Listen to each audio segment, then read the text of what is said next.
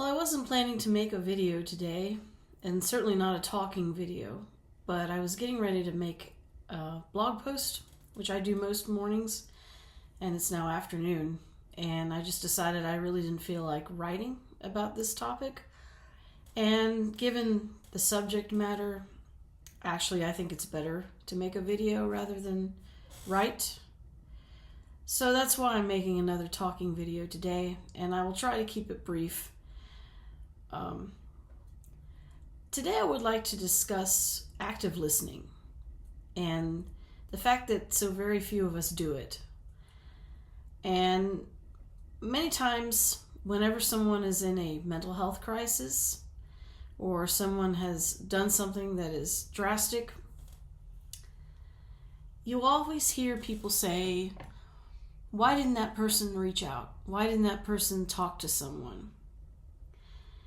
And it's been my experience that many times people don't actually listen, and they don't want to listen. That's okay 99% of the time. If somebody is saying something that's boring to you, or you've got something else you need to do, as we often do in our hyper society. But then somebody does something drastic, or they've either end their lives, or they do something crazy. And then you hear people say, "Why didn't anybody know anything about this? Why didn't they stop the person? Why didn't that person come to me and tell me that they were in so much distress?" And I just want to say, as somebody who has suffered with depression and anxiety for most of my life, I've found that many people don't really care to listen. They're not interested in hearing what you have to say. I see it all the time when I make videos. A lot of times people don't even listen to the whole thing, and they leave a comment even though they didn't actually listen to the whole thing. I mean, I can tell. And that's okay. I mean, you got bored, and that's fine. That happens. But I don't think you should tell somebody to speak up or speak out when you don't actually listen. And this is a bad habit that we all have. I have it too. This topic comes up this morning, or actually it's not morning here, it's afternoon. I was watching Hawk. If you follow the anti-Trump discussion channels, you might have seen him. Every day he makes videos. Sometimes he makes two. He's a very funny guy. I think he works as a lawyer. And he's about my age. I find him entertaining. And I watch most of his videos, and a lot of them are short. But he recently spoke about how on Christmas Eve 2001, he got very distressed and decided that he wanted to end his life. And had gone up to his attic in the house that he owned with his then wife and brought a pistol with him and was getting ready to end it. And what stopped him was his dog, who came up. It was a Labrador, I think, and was smiling at him. And he decided not to at the very last minute. And he says that the dog saved his life. And I can relate to that because animals in my life have been lifesavers. When I was a teenager, I had a pony. He was an Appaloosa, actually. The love of my life, probably my very best friend. And that horse got me through some really tough years. And, I went to college and I found him a home to go to. And I haven't been able to get back into horses since then. I really miss it. Horses are really great company. So are dogs. Ever since I finished graduate school, I got off antidepressants and I've had dogs, and they're the best listeners. They're the best company. They're better than people are most of the time. But we often hear, whenever somebody does something that is drastic or surprising, you often hear people say things like, why didn't that person reach out? Why didn't they talk to me? Why didn't anybody know? And it's just been my experience that most of us don't care to listen. We would rather be looking at our phones or thinking of other things to say. Whenever somebody is speaking to us, we're thinking of a response. And I'm not trying to be accusatory when I say this. I mean, we all have this problem. I do it too.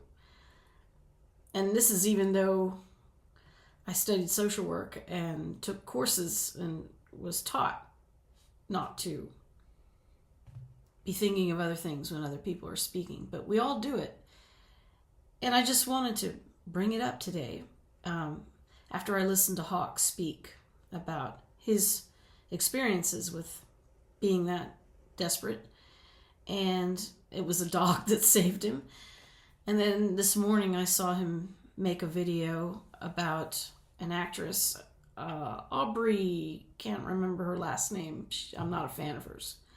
But her husband, who was 47 years old, apparently decided that in spite of everything that he had going for him, it would be a good idea to just end it. I'll be honest, I have had that thought myself many times. Many times.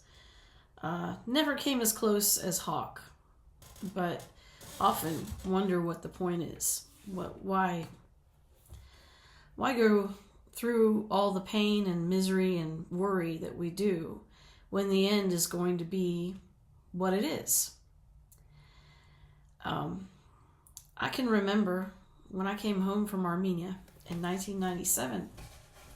I'd been in the Peace Corps, and it was something I had done in an attempt to launch a career for myself, and I was just having the worst time, and I was very depressed, in part because of the way, that experience being in Armenia in the 90s, which if you know nothing about Armenia, that was just a very difficult time. They were going through an energy crisis, and I felt like I hadn't really done anything important or interesting, and I'd spent 2 years on that, and I was dealing with some health issues. I came home with problems with recurrent skin infections, and I didn't have adequate health or any health insurance really, but then I had to buy some, and it was expensive.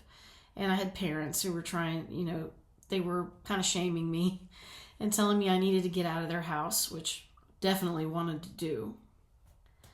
And I just felt worthless. I felt like I didn't have anybody and I wasn't going to get anywhere. I was very depressed.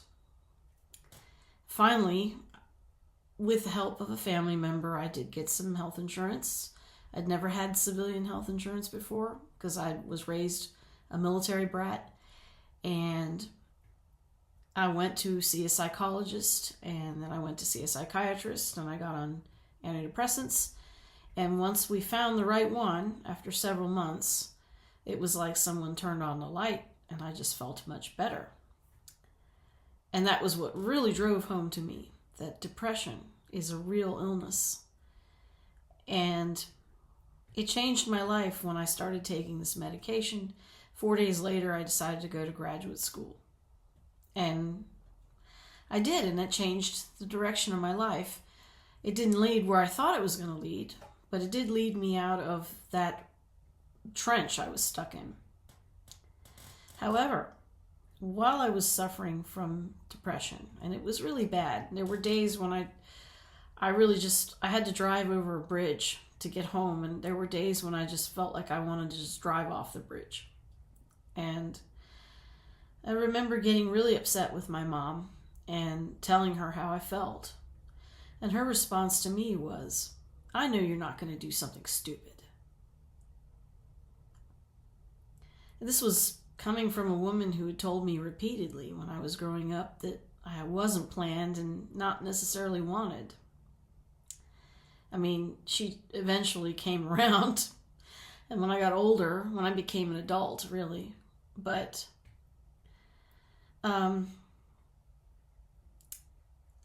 when you are feeling like that and you want to reach out to somebody and they don't really want to hear what you have to say because they've got other things to do, or they're just bored, or they are trained by our focus so much on screens and multitasking that they don't actually listen to you, or they don't take you seriously, or they tell you, they give you the same stupid platitudes that people often do when it comes to talking about feeling that way. They say things like, oh, it's a permanent solution to a temporary problem, or they say you've got so much to live for, or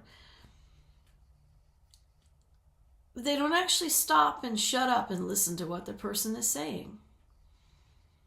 So that's what today's video is about. I'm hoping that I can encourage you to actually listen. And if you made it to the end of this video, I want to congratulate you, because most people don't. And then they tell you if you're feeling depressed or to say something and speak up. I can tell you from personal experience, when you have depression, it's very hard to do that. It's very hard to speak up because you don't have high self-esteem and you don't have energy. And it's a lot to ask, frankly, to put it on the person who feels that way. But then you don't always know when someone feels that way, and I understand that too. And I'll be honest, lately I've been feeling kind of crappy, down and depressed. And so I make videos and I write blog posts, and I just sometimes don't feel like it matters. And I have a husband who's very loving, but even he, sometimes I'll be talking to him and he'll be reading something, or he'll try to talk to me and I don't even know, like I'm not listening to him because I'm reading something. And we have to remind ourselves sometimes to put the phone down or make a commitment to actually listen to what somebody is saying, and challenge yourself to give that person your attention. If you can do that and practice it, you could end up actually saving somebody's life. So that's all I have to say. And if you made it to the end of this video, again, thank you very much for listening. See you next time.